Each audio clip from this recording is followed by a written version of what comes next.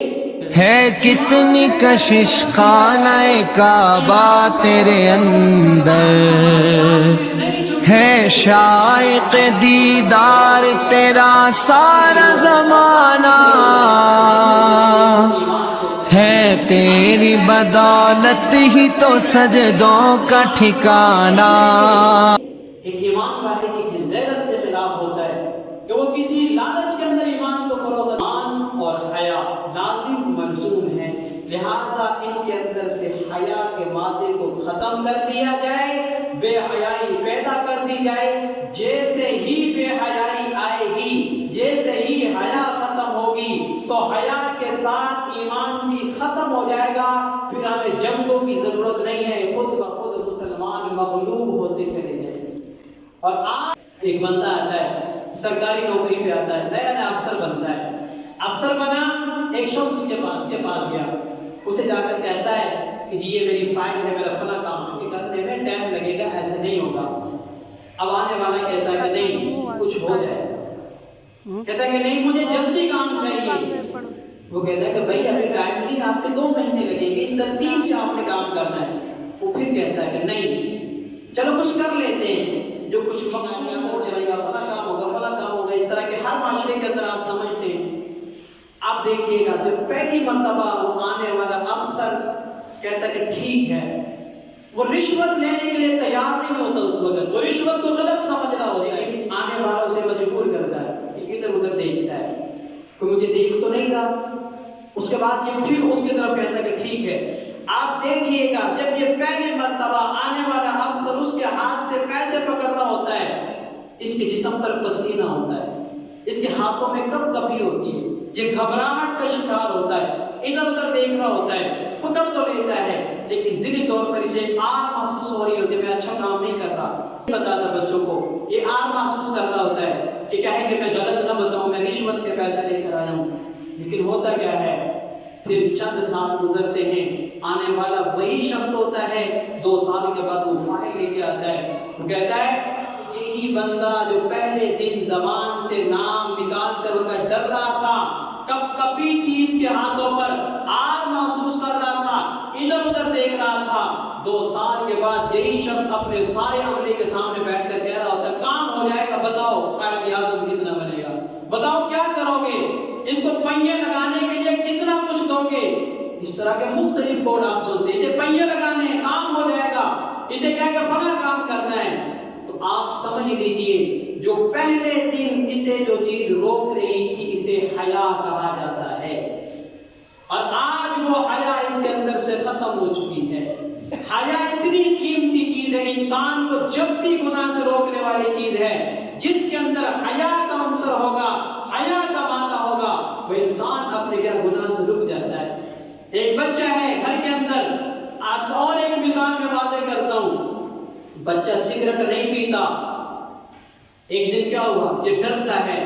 باہر پی لیتا ہے، اسکول جاتا ہے پیتا ہے، باہر چھپ چھپ کے پیتا، گھر آتا ہے تو کیا ہے منہ دھو کر آتا ہے، چکم چبا کر آتا ہے، میرے منہ سے بدبو نہ آئے۔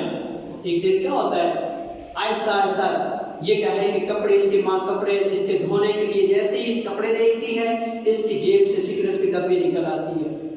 اور ماں اس کے باپ کو بتاتی ہے کہ آپ کے بیٹے کی جیب سے میں نے سگریٹ کی ڈبی نکالی ہے۔ باپ کہتا ہے کہ چلو میں اسے سمجھاؤں گا۔ پھر کیا وقت ہوتا ہے، وہ سمجھاتا بھی ہے، لیکن وہی بیٹا جو ایک وقت تھا گھر آتے وقت چکم چبا کے آ رہا تھا، وہ صاف کر کے آ رہا ہوتا ہے، پھر ایک وقت آتا ہے، آپ دیکھتے ہیں بیاہ شادی کا تقریب ہوتی ہے، یہ ٹینٹ کے اندر بیٹھا ہوتا ہے، پاؤں پہ پاؤں رکھ کر بیٹھا ہوتا ہے، اور اس قدر بے حیا بن چکا ہوتا ہے، سامنے باپ بیٹھا ہوتا ہے، اس وقت یہ اس قدر بے حیا ہو چکا ہوتا ہے کہ باپ کے سامنے ٹانگ پر ٹانگ رکھ کر سگریٹ بھی پی رہا ہوتا ہے، اور ساتھ منہ کا دھواں بھی اپنے باپ کی طرف منہ کر کے چھوڑ رہا ہوتا ہے۔ آپ سمجھ لیجئے جو پہلے دن اس کے پاس تھی اسے حیا کہا جاتا ہے، اور آج وہ حیا اس کے اندر سے ختم ہو چکی ہے۔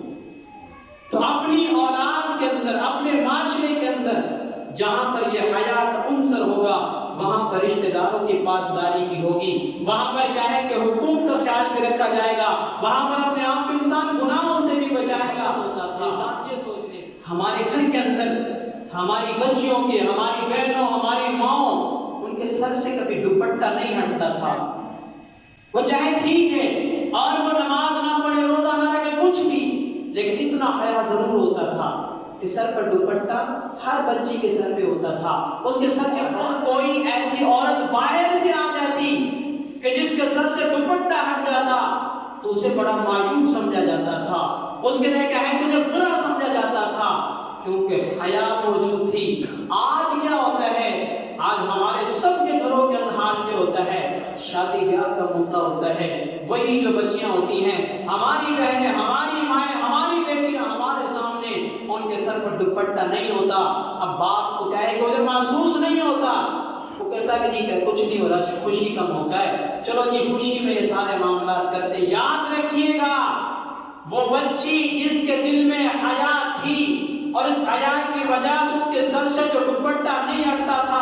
جب تک وہ حیا تھی وہ بچی آپ کا احترام بھی کرتی تھی، آپ سے ڈرتی بھی تھی، آپ کے اس کے اندر آپ کا روب بھی تھا، اس کے اندر احساس بھی تھا، اسے ذمہ داری کا بھی پتا تھا. لیکن آپ نے ایک دن خوشی کے نام پر اس کے سر سے دوپٹہ ہٹا ہوا دیکھا، وہ مادہ دل سے نکل چکا ہے. وہ حیا جس نے اسے روکا ہوا تھا، وہ بچی جسے غلط کام کی ہمت نہیں ہوتی تھی، جو کبھی بات کرنے میں جرأت نہیں کرتی تھی، باپ کا احترام کرتی تھی، جن کے سر سے دوپٹہ ہٹتا نہیں تھا، اس قدر والد کا، بڑے بھائی کا احترام کرتی تھی. لیکن آج آپ نے شادی کے فنکشن کے اندر اس حیا کے مادے کو ختم کر دیا. اس کے بعد یاد رکھیے گا یہ بھول ہے. ایک مرتبہ سر سے دوپٹہ ہٹ گیا، آپ دوبارہ یہ کہہ لیں کہ میں بچی پر کنٹرول کر لوں، یہ سب سے بڑی خام خیالی ہے.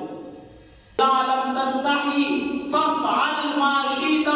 بڑی جامع بات ارشاد فرما دی. فرمایا جب انسان کے اندر سے حیا ختم ہو جائے یا حیا کا مادہ ختم ہو جائے، اذا لم تستحی، جب انسان بے حیا ہو جائے، فافعل ما شئت، اللہ کے نبی فرمانے پھر سے جو چاہے یہ کرتا پھرے، اسے پھر تم منع نہیں کر سکتے. پھر سے کسی کا لحاظ نہیں ہے، پھر سے کوئی روکنے والا نہیں ہوگا. کا پیدا ہونا ضروری ہے. اللہ کے نبی علیہ السلام کے بارے میں آتا ہے کہ سب سے زیادہ کائنات میں حیا کرنے والے اللہ کے نبی کی ذات نے فرمایا آپ ایک قوانی دوشیزہ زبان بچی سے زیادہ حیا کیا کرتے تھے. نبی علیہ السلام اور دعا مانگتے تھے اللہ ہمیں حیا والی زندگی نصیب فرما، اللہ ہمیں